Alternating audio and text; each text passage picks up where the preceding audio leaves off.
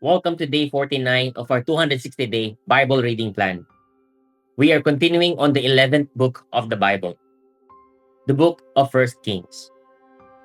Chapter 8. Then Solomon assembled the elders of Israel and all the heads of the tribes, the leaders of the fathers' houses of the people of Israel, before King Solomon in Jerusalem, to bring up the ark of the covenant of the Lord out of the city of David, which is Zion. And all the men of Israel assembled to King Solomon at the feast in the month Ethanim, which is the 7th month. And all the elders of Israel came, and the priest took up the ark. And they brought up the ark of the Lord, the tent of meeting, and all the holy vessels that were in the tent. The priests and the Levites brought them up. And King Solomon and all the congregation of Israel who had assembled before him were with him before the ark, sacrificing so many sheep and oxen that they could not be counted or numbered. Then the priest brought the ark of the covenant of the Lord to its place in the inner sanctuary of the house, in the most holy place, underneath the wings of the cherubim. For the cherubim spread out their wings over the place of the ark, so that the cherubim overshadowed the ark and its poles. And the poles were so long that the ends of the poles were seen from the holy place before the inner sanctuary, but they could not be seen from outside. And they are there to this day.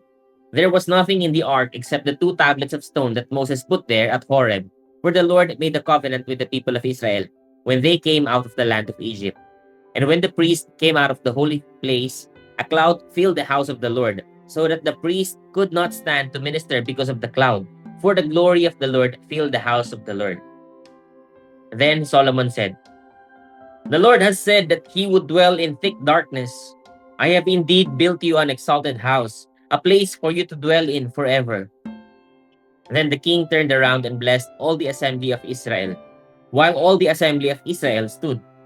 And he said, "Blessed be the Lord, the God of Israel, who with his hand has fulfilled what he promised with his mouth to David my father, saying, Since the day that I brought my people Israel out of Egypt, I chose no city out of all the tribes of Israel in which to build a house, that my name might be there. But I chose David to be over my people Israel. Now it was in the heart of David my father to build a house for the name of the Lord, the God of Israel. But the Lord said to David my father, Whereas it was in your heart to build a house for my name, you did well that it was in your heart. Nevertheless, you shall not build a house, but your son who shall be born to you shall build a house for my name. Now the Lord has fulfilled his promise that he made, for I have risen in the place of David my father, and sit on the throne of Israel, as the Lord promised, and I have built the house for the name of the Lord, the God of Israel. And there I have provided the place for the ark, in which is the covenant of the Lord that he made with our fathers when he brought them out of the land of Egypt. Then Solomon stood before the altar of the Lord in the presence of all the assembly of Israel, and spread out his hands toward heaven, and said, O Lord, God of Israel, there is no God like you, in heaven above or on earth beneath, keeping covenant and showing steadfast love to your servants, who walk before you with all their heart. You have kept with your servant David my father what you declared to him. You spoke with your mouth and with your hand have fulfilled it this day. Now therefore, O Lord, God of Israel, keep for your servant David my father what you have promised him, saying, You shall not lack a man to sit before me on the throne of Israel. If only your sons pay close attention to their way, to walk before me as you have walked before me. Now therefore, O God of Israel, let your word be confirmed, which you have spoken to your servant David my father. But will God indeed dwell on the earth? Behold, heaven and the highest heaven cannot contain you. How much less this house that I have built? Yet have regard to the prayer of your servant and to his plea, O Lord my God, listening to the cry and to the prayer that your servants praise before you this day, that your eyes may be open night and day toward this house, the place of which you have said, My name shall be there, that you may listen to the prayer that your servant offers toward this place. And listen to the plea of your servant and of your people Israel, when they pray toward this place. And listen in heaven your dwelling place, and when you hear, forgive. If a man sins against his neighbor and is made to take an oath, and comes and swears his oath before your altar in this house, then hear in heaven and act and judge your servants, condemning the guilty by bringing his conduct on his own head, and vindicating the righteous by rewarding him according to his righteousness. When your people Israel are defeated before the enemy because they have sinned against you, and if they turn again to you and acknowledge your name and pray and plead with you in this house, then hear in heaven and forgive the sin of your people Israel and bring them again to the land that you gave to their fathers. When heaven is shut up and there is no rain because they have sinned against you, if they pray toward this place and acknowledge your name and turn from their sin, when you afflict them, then hear in heaven and forgive the sin of your servants, your people Israel, when you teach them the good way in which they should walk, and grant rain upon your land, which you have given to your people as an inheritance. If there is famine in the land, if there is pestilence or blight or mildew or locust or caterpillar, if their enemy besieges them in the land at their gates, whatever plague, whatever sickness there is, whatever prayer, whatever plea is made by any man or by all your people Israel, each knowing the affliction of his own heart and stretching out his hands toward this house, then hear in heaven your dwelling place and forgive and act and render to each whose heart you know, according to all his ways. For you only know the hearts of all the children of mankind, that they may fear you all the days that they live in the land that you gave to our fathers. Likewise, when a foreigner who is not of your people Israel comes from a far country for your name's sake, for they shall hear of your great name and your mighty hand, and of your outstretched arm. When he comes and prays towards this house, hear in heaven your dwelling place, and do according to all for which the foreigner calls to you, in order that all the peoples of the earth may know your name and fear you, as do your people Israel, and that they may know that this house that I have built is called by your name. If your people go out to battle against their enemy, by whatever way you shall send them, and they pray to the Lord toward the city that you have chosen and the house that I have built for your name, then hear in heaven their prayer and their plea and maintain their cause if they sin against you. For there is no one who does not sin. And you are angry with them and give them to an enemy, so that they are carried away captive to the land of the enemy, far off or near. Yet if they turn their heart in the land to which they have been carried captive, and repent, and plead with you in the land of their captors, saying, We have sinned and have acted perversely and wickedly. If they repent with all their heart and with all their soul in the land of their enemies, who carried them captive, and pray to you toward their land, which you gave to their fathers, the city that you have chosen, and the house that I have built for your name, then hear in heaven your dwelling place their prayer and their plea, and maintain their cause, and forgive your people who have sinned against you, and all their transgressions that they have committed against you, and grant them compassion in the sight of those who carried them captive, that they may have compassion on them. For they are your people and your heritage, which you brought out of Egypt, from the midst of the iron furnace. Let your eyes be open to the plea of your servant and to the plea of your people Israel, giving ear to them whenever they call to you. For you separated them from among all the peoples of the earth to be your heritage, as you declared through Moses your servant, when you brought our fathers out of Egypt, O Lord God. Now as Solomon finished offering all this prayer and plea to the Lord, he arose from before the altar of the Lord, where he had knelt with hands outstretched toward heaven. And he stood and blessed all the assembly of Israel with a loud voice, saying, Blessed be the Lord who has given rest to his people Israel, according to all that he promised. Not one word has failed of all his good promise, which he spoke by Moses his servant. The Lord our God be with us, as he was with our fathers. May he not leave us or forsake us, that he may incline our hearts to him, to walk in all his ways and to keep his commandments, his statutes, and his rules, which he commanded our fathers. Let these words of mine, with which I have pleaded before the Lord, be near to the Lord our God day and night, and may he maintain the cause of his servant and the cause of his people Israel, as each day requires, that all the peoples of the earth may know that the Lord is God. There is no other. Let your heart therefore be wholly true to the Lord our God, walking in his statutes and keeping his commandments, as at this day.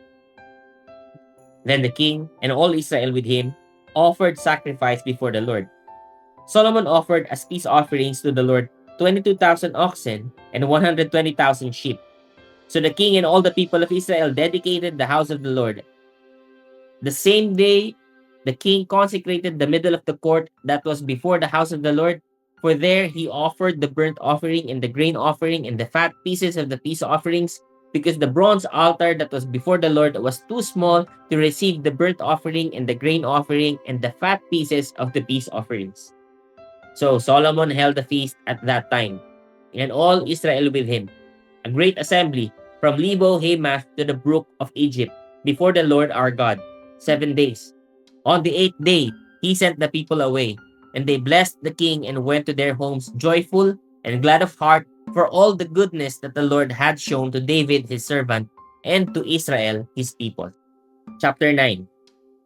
As soon as Solomon had finished building the house of the Lord and the king's house and all that Solomon desired to build, the Lord appeared to Solomon a second time, as he had appeared to him at Gibeon. And the Lord said to him, I have heard your prayer and your plea, which you have made before me. I have consecrated this house that you have built, by putting my name there forever. My eyes and my heart will be there for all time. And as for you, if you will walk before me, as David your father walked, with integrity of heart and uprightness, doing according to all that I have commanded you, and keeping my statutes and my rules, then I will establish your royal throne over Israel forever, as I promised David your father, saying, You shall not lack a man on the throne of Israel. But if you turn aside from following me, you or your children, and do not keep my commandments and my statutes that I have set before you, but go and serve other gods and worship them, then I will cut off Israel from the land that I have given them, and the house that I have consecrated for my name I will cast out of my sight. And Israel will become a proverb and a byword among all peoples. And this house will become a heap of ruins. Everyone passing by it will be astonished and will hiss. And they will say, Why has the Lord done thus to this land and to this house? Then they will say, Because they abandoned the Lord their God who brought their fathers out of the land of Egypt and laid hold on other gods and worshipped them and served them. Therefore the Lord has brought all this disaster on them. At the end of 20 years, in which Solomon had built the two houses, the house of the Lord and the king's house, and Hiram king of Tyre had supplied Solomon with cedar and cypress timber and gold as much as he desired. King Solomon gave to Hiram 20 cities in the land of Galilee. But when Hiram came from Tyre to see the cities that Solomon had given him, they did not please him. Therefore he said, What kind of cities are these that you have given me, my brother? So they are called the land of Kabul to this day. Hiram had sent to the king 120 talents of gold. And this is the account of the forced labor that King Solomon drafted to build the house of the Lord in his own house, and the Millo and wall of Jerusalem, and Hazor and Megiddo and Gezer. Pharaoh, king of Egypt, had gone up and captured Gezer and burned it with fire, and had killed the Canaanites who lived in the city, and had given it as dowry to his daughter, Solomon's wife. So Solomon rebuilt Gezer, and Lo Beth Horon, and Baalath, and Tamar in the wilderness, in the land of Judah, and all the store cities that Solomon had, and the cities for his chariots, and the cities for his horsemen, and whatever Solomon desired to build in Jerusalem, in Lebanon, and in all the land of his dominion. All the people who were left, the Amorites, the Hittites, the Perizzites, the Hivites, and the Jebusites, who were not of the people of Israel, their descendants who were left after them in the land, whom the people of Israel were unable to devote to destruction, these Solomon drafted to be slaves, and so they are to this day. But of the people of Israel, Solomon made no slaves. They were the soldiers, they were his officials, his commanders, his captains, his chariot commanders, and his horsemen. These were the chief officers who were over Solomon's work, 550 who have had charge of the people who carried on the work. But Pharaoh's daughter went up from the city of David to her own house that Solomon had built for her. Then he built the Millo. 3 times a year, Solomon used to offer up burnt offerings and peace offerings on the altar that he built to the Lord, making offerings with it before the Lord. So he finished the house. King Solomon built a fleet of ships at Ezion-Geber, which is near Eloth, on the shore of the Red Sea, in the land of Edom. And Hiram sent with the fleet his servants, seamen who were familiar with the sea, together with the servants of Solomon. And they went to Ophir and brought from there gold, 420 talents, and they brought it to King Solomon. Chapter 10. Now when the queen of Sheba heard of the fame of Solomon concerning the name of the Lord, she came to test him with hard questions. She came to Jerusalem with a very great retinue, with camels bearing spices and very much gold and precious stones. And when she came to Solomon, she told him all that was on her mind. And Solomon answered all her questions. There was nothing hidden from the king that he could not explain to her. And when the queen of Sheba had seen all the wisdom of Solomon, the house that he had built, the food of his table, the seating of his officials, and the attendance of his servants, their clothing, his cupbearers, and his burnt offerings that he offered at the house of the Lord, there was no more breath in her. And she said to the king, "The report was true that I heard in my own land of your words and of your wisdom. But I did not believe the reports until I came and my own eyes had seen it. And behold, the half was not told me. Your wisdom and prosperity surpassed the report that I heard. Happy are your men. Happy are your servants who continually stand before you and hear your wisdom. Blessed be the Lord your God, who has delighted in you and set you on the throne of Israel. Because the Lord loved Israel forever, he has made you king, that you may execute justice and righteousness." Then she gave the king 120 talents of gold and a very great quantity of spices and precious stones. Never again came such an abundance of spices as these that the queen of Sheba gave to King Solomon. Moreover, the fleet of Hiram, which brought gold from Ophir, brought from Ophir a very great amount of almug wood and precious stones. And the king made of the almug wood supports for the house of the Lord and for the king's house, also lyres and harps for the singers. No such almug wood has come or been seen to this day. And King Solomon gave to the queen of Sheba all that she desired, whatever she asked besides what was given her by the bounty of King Solomon. So she turned and went back to her own land with her servants. Now the weight of gold that came to Solomon in 1 year was 666 talents of gold, besides that which came from the explorers and from the business of the merchants, and from all the kings of the west and from the governors of the land. King Solomon made 200 large shields of beaten gold. 600 shekels of gold went to each shield. And he made 300 shields of beaten gold. 3 minas of gold went into each shield. And the king put them in the house of the forest of Lebanon. The king also made a great ivory throne and overlaid it with the finest gold. The throne had 6 steps, and the throne had a round top. And on each side of the seat were armrests and 2 lions standing beside the armrest. While 12 lions stood there, one on each end of a step on the 6 steps, the like of it was never made in any kingdom. All King Solomon's drinking vessels were of gold, and all the vessels of the house of the forest of Lebanon were of pure gold. None were of silver. Silver was not considered as anything in the days of Solomon, for the king had a fleet of ships of Tarshish, at sea with a fleet of Hiram. Once every 3 years, the fleet of ships of Tarshish used to come bringing gold, silver, ivory, apes, and peacocks. Thus King Solomon excelled all the kings of the earth in riches and in wisdom. And the whole earth sought the presence of Solomon to hear his wisdom. Every one of them brought his present, articles of silver and gold, garments, myrrh, spices, horses, and mules, so much year by year. And Solomon gathered chariots and horsemen. He had 1,400 chariots and 12,000 horsemen, whom he stationed in the chariot cities and with the king in Jerusalem. And the king made silver as common in Jerusalem as stone, and he made cedar as plentiful as the sycamore of the Shephelah.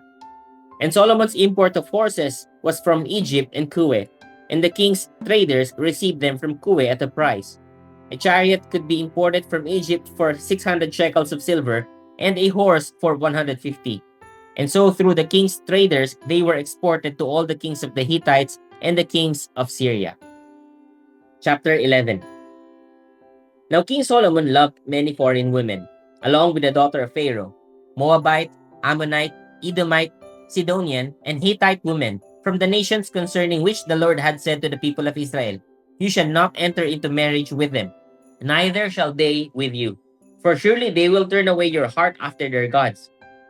Solomon clung to this in love. He had 700 wives, who were princesses, and 300 concubines. And his wives turned away his heart. For when Solomon was old, his wives turned away his heart after other gods. And his heart was not wholly true to the Lord his God, as was the heart of David his father. For Solomon went after Ashtoreth, the goddess of the Sidonians, and after Milcom, the abomination of the Ammonites. So Solomon did what was evil in the sight of the Lord and did not fully follow the Lord, as David his father had done. Then Solomon built a high place for Chemosh, the abomination of Moab, and for Molech, the abomination of the Ammonites, and on the mountain east of Jerusalem. And so he did for all his foreign wives, who made offerings and sacrificed to their gods. And the Lord was angry with Solomon, because his heart had turned away from the Lord, the God of Israel, who had appeared to him twice, and had commanded him concerning this thing, that he should not go after other gods. But he did not keep what the Lord commanded. Therefore the Lord said to Solomon, "Since this has been your practice, and you have not kept my covenant and my statutes that I have commanded you, I will surely tear the kingdom from you and will give it to your servant. Yet for the sake of David your father, I will not do it in your days, but I will tear it out of the hand of your son. However, I will not tear away all the kingdom, but I will give one tribe to your son, for the sake of David my servant, and for the sake of Jerusalem that I have chosen." And the Lord raised up an adversary against Solomon, Hadad the Edomite. He was of the royal house in Edom. For when David was in Edom, and Joab the commander of the army went up to bury the slain, he struck down every male in Edom. For Joab and all Israel remained there 6 months, until he had cut off every male in Edom. But Hadad fled to Egypt, together with certain Edomites of his father's servants, Hadad still being a little child. They set out from Midian and came to Paran, and took men with them from Paran and came to Egypt, to Pharaoh king of Egypt, who gave him a house, and assigned him an allowance of food, and gave him land. And Hadad found great favor in the sight of Pharaoh, so that he gave him in marriage the sister of his own wife, the sister of Taphins the queen. And the sister of Taphins bore him Genubath his son, whom Taphins weaned in Pharaoh's house. And Genubath was in Pharaoh's house among the sons of Pharaoh. But when Hadad heard in Egypt that David slept with his fathers, and that Joab the commander of the army was dead, Hadad said to Pharaoh, "Let me depart, that I may go to my own country." But Pharaoh said to him, "What have you lacked with me that you are now seeking to go to your own country?" And he said to him, "Only let me depart." God also raised up as an adversary to him Rezon the son of Eliada, who had fled from his master Hadadezer, king of Zobah. And he gathered men about him, and became leader of a marauding band, after the killing by David. And they went to Damascus and lived there, and made him king in Damascus. He was an adversary of Israel all the days of Solomon, doing harm as Hadad did. And he loathed Israel and reigned over Syria. Jeroboam the son of Nebat, an Ephraimite of Ziba, a servant of Solomon, whose mother's name was Zeruah, a widow, also lifted up his hand against the king. And this was the reason why he lifted up his hand against the king. Solomon built the Millo, and closed up the breach of the city of David his father. The man Jeroboam was very able, and when Solomon saw that the young man was industrious, he gave him charge over all the forced labor of the house of Joseph. And at that time, when Jeroboam went out of Jerusalem, the prophet Ahijah the Shilomite found him on the road. Now Ahijah had dressed himself in a new garment, and the two of them were alone in the open country. Then Ahijah laid hold of the new garment that was on him, and tore it into 12 pieces. And he said to Jeroboam, "Take for yourself 10 pieces, for thus says the Lord, the God of Israel. Behold, I am about to tear the kingdom from the hand of Solomon, and will give you 10 tribes. But he shall have one tribe, for the sake of my servant David, and for the sake of Jerusalem, the city that I have chosen out of all the tribes of Israel, because they have forsaken me and worshipped Ashtaroth, the goddess of the Sidonians, Chemosh, the god of Moab. And they have not walked in my ways, doing what is right in my sight, and keeping my statutes and my rules, as David his father did. Nevertheless, I will not take the whole kingdom out of his hand, but I will make him ruler all the days of his life, for the sake of David my servant, whom I chose, who kept my commandments and my statutes. But I will take the kingdom out of his son's hand, and will give it to you, 10 tribes. Yet to his son I will give one tribe, that David my servant may always have a lamp before me in Jerusalem, the city where I have chosen to put my name. And I will take you, and you shall reign over all that your soul desires, and you shall be king over Israel. And if you will listen to all that I command you, and will walk in my ways, and do what is right in my eyes by keeping my statutes and my commanders, as David my servant did, I will be with you and will build you a sure house, as I built for David. And I will give Israel to you, and I will afflict the offspring of David because of this, but not forever." Solomon sought therefore to kill Jeroboam. But Jeroboam arose and fled into Egypt. So Shishak, the king of Egypt, and was in Egypt until the death of Solomon. Now the rest of the acts of Solomon, and all that he did, and his wisdom, are they not written in the book of the acts of Solomon? And the time that Solomon reigned in Jerusalem over all Israel was 40 years. And Solomon slept with his fathers, and was buried in the city of David his father. And Rehoboam his son reigned in his place. Chapter 12. Rehoboam went to Shechem, for all Israel had come to Shechem to make him king. And as soon as Jeroboam the son of Nebat heard of it, for he was still in Egypt, where he had fled from King Solomon, then Jeroboam returned from Egypt. And they sent and called him. And Jeroboam and all the assembly of Israel came and said to Rehoboam, Your father made our yoke heavy. Now therefore lighten the hard service of your father and his heavy yoke on us, and we will serve you. He said to them, Go away for 3 days, then come again to me. So the people went away. Then King Rehoboam took counsel with the old men, who had stood before Solomon his father, while he was yet alive, saying, How do you advise me to answer these people? And they said to him, If you will be a servant to these people today and serve them, and speak good words to them when you answer them, then they will be your servants forever. But he abandoned the counsel that the old men gave him, and took counsel with the young men who had grown up with him, and stood before him. And he said to them, What do you advise that we answer these people who have said to me, Lighten the yoke that your father put on us? And the young men who had grown up with him said to him, Thus shall you speak to these people who said to you, Your father made our yoke heavy, but you lighten it for us. Thus shall you say to them, My little finger is thicker than my father's thighs. And now, whereas my father laid on you a heavy yoke, I will add to your yoke. My father disciplined you with whips, but I will discipline you with scorpions. So Jeroboam and all the people came to Rehoboam the third day, as the king said, Come to me again the third day. And the king answered the people harshly, and forsaking the counsel that the old men had given him, he spoke to them according to the counsel of the young men, saying, My father made your yoke heavy, but I will add to your yoke. My father disciplined you with whips, but I will discipline you with scorpions. So the king did not listen to the people, for it was a turn of affairs brought about by the Lord that he might fulfill his word, which the Lord spoke by Ahijah the Shilonite to Jeroboam the son of Nebat. And when all Israel saw that the king did not listen to them, the people answered the king, What portion do we have in David?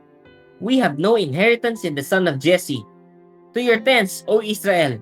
Look now to your own house, David. So Israel went to their tents. But Rehoboam reigned over the people of Israel who lived in the cities of Judah.